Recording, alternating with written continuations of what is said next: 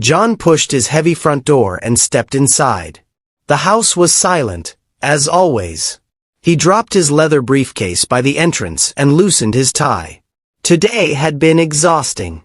The business meeting ended early, so he decided to come home instead of going to the office. He walked through the marble hallway, his expensive shoes clicking against the floor. Everything looked perfect.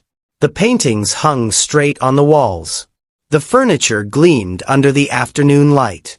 But something felt different. There was a smell in the air. A warm, familiar smell. Food. Someone was cooking. John frowned. Mary, his young maid, usually prepared meals in the evening, never at lunchtime. And she always ate in the small kitchen at the back of the house, not in the main dining area. Curious, he moved quietly toward the dining room. When he reached the doorway, he froze. The grand mahogany table stood in the center of the room. 4 or 5 years since his wife died, that table had remained empty and cold. John never ate there anymore. It reminded him too much of what he had lost. But today, the table was alive. Mary sat at the head of the table. She still wore her uniform and bright yellow cleaning gloves. Around her sat 4 small boys, maybe 4 years old. They were identical. Exactly the same. Brown messy hair. Round faces. Big curious eyes. Each boy wore a blue shirt and a tiny apron. On their plates sat portions of yellow rice. Simple. Plain. The kind of food people eat when money is tight. Mary was feeding them, 1 spoonful at a time, with such gentleness that John felt his chest tighten. "Eat slowly, my little birds," Mary whispered to them in a sweet voice. "There is enough for everyone. No need to rush." One of the boys giggled. Another reached for his cup of water. Mary smiled and stroked his hair. "One day you will all be strong and important. But you must always remember to share. To care for each other. That is what matters most." The children nodded. Their faces glowed with trust and love. The room, usually so grand and empty, now felt small and warm. It felt like a home. John stood hidden in the shadows of the hallway. His heart pounded in his chest. Who were these children? Why were they here? And why did Mary treat them like they were hers? He stepped closer, squinting to see their faces more clearly. That is when he noticed it. The shape of their noses. The curve of their smiles. The way one boy held his fork, delicate and elegant, even at such a young age. John's breath caught in his throat. He had seen that gesture before.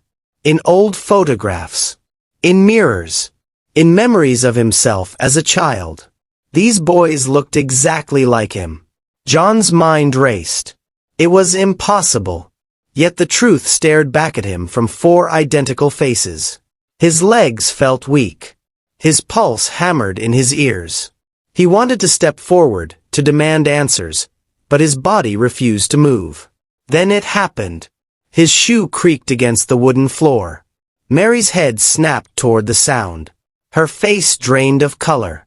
The spoon slipped from her gloved hand and clattered onto the plate.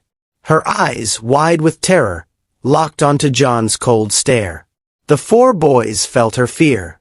They turned their heads, one by one, toward the tall man standing in the doorway. Their innocent eyes studied him. Confusion, curiosity, and something else. Recognition. John stared back at them. At their faces. His faces. Frozen in time. Frozen in shock. The silence in the room was deafening. No one moved. No one spoke.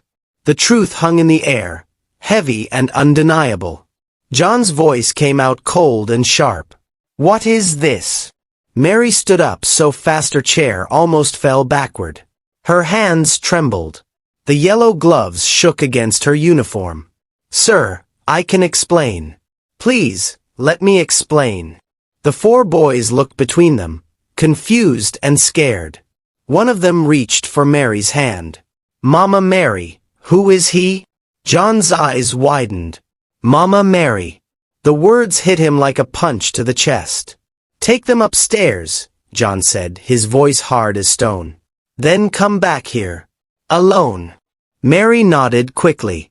She gathered the boys, whispering soft words to calm them. "Go play in the small room upstairs. I will come soon. Everything is okay." The children obeyed, casting worried glances back at John as they climbed the stairs.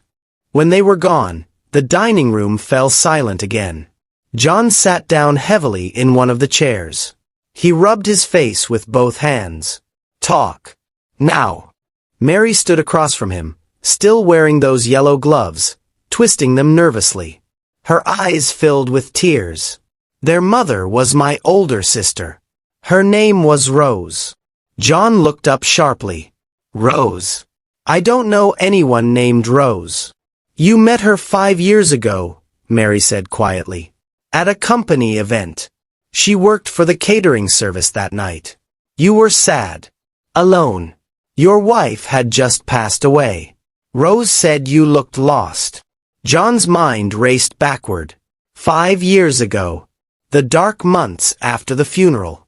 The empty nights. The pain. He remembered very little from that time.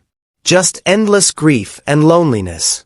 "You spent one night together," Mary continued, her voice breaking. "Just one night. Rose never told you. She was too afraid. You were rich and powerful. She was just a caterer. She thought you would never believe her. Or worse, that you would take the babies away." "Babies?" John whispered. "She was pregnant?" Mary nodded. Tears rolled down her cheeks. "With 4 boys. Identical. She tried so hard to care for them alone. She worked 3 jobs. But it was too much. Last year, she got very sick. Her body gave up. Before she died, she made me promise to protect them. To raise them." John felt his world spinning. 4 sons. His sons. Hidden from him. "Why didn't you tell me? You work in my house every day." "I was terrified," Mary said. "What if you got angry? What if you fired me? What if you took them away and I never saw them again? They only have me now. I am all they know." John stood and walked to the window. Outside, the city stretched endlessly. Inside, his heart felt shattered and confused. "Those boys are mine," he said slowly. "My blood. My children." "Yes," Mary whispered. "But they don't know you. To them, I am their mother." John turned to face her. His expression was unreadable. "Everything just changed, Mary. Everything." John didn't sleep that night. He sat in his study, staring at old photographs of himself as a child. The resemblance was undeniable. Those 4 boys upstairs were his sons. His blood. His future. The next morning, he found Mary in the kitchen preparing breakfast. She looked exhausted, her eyes red from crying all night. "I want to meet them properly," John said. "As their father." Mary's hands froze over the bread she was slicing. "Sir, please be gentle. They are just children. They don't understand complicated things." "I know," John said quietly. "I won't hurt them. I promise." That afternoon, John sat in the living room. Mary brought the 4 boys down. They entered slowly, holding each other's hands, their identical faces filled with uncertainty. John knelt down to their level. Up close, he could see every detail. Their brown eyes, their small noses, the way they breathed in sync with each other. His heart swelled with an emotion he hadn't felt in years. Love. Pure and overwhelming. "Hello," he said softly. "My name is John. I am your father." The boys looked at Mary. She nodded, tears in her eyes. "It's true, my little birds. This is your papa." One brave boy stepped forward. "Our papa? Like in the stories?" "Yes," John whispered, fighting back his own tears. "Like in the stories. And I am so sorry I didn't know about you sooner. But now that I do, I promise I will never leave you again. Another boy tilted his head. Will you play with us? John laughed, a sound that felt foreign after so many years of silence. Yes, I will play with you. Every single day. The days that followed changed everything. John canceled meetings to have breakfast with his sons. He learned their names, their favorite games, their different laughs even though they looked identical.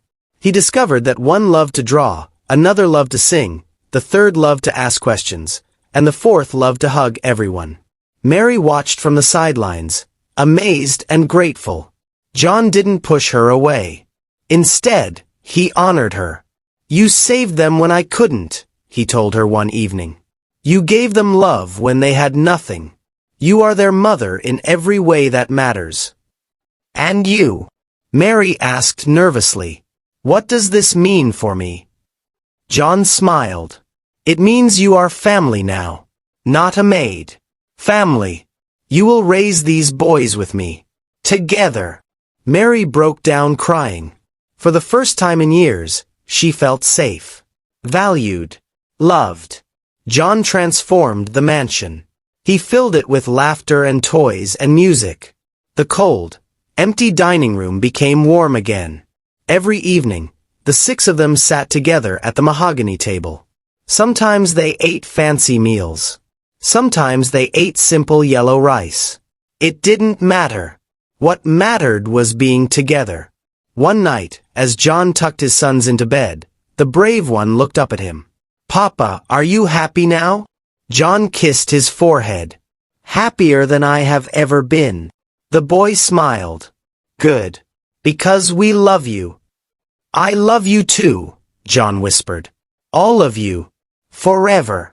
As he closed their bedroom door, John stood in the hallway and breathed deeply. His house was no longer a tomb of memories. It was a home.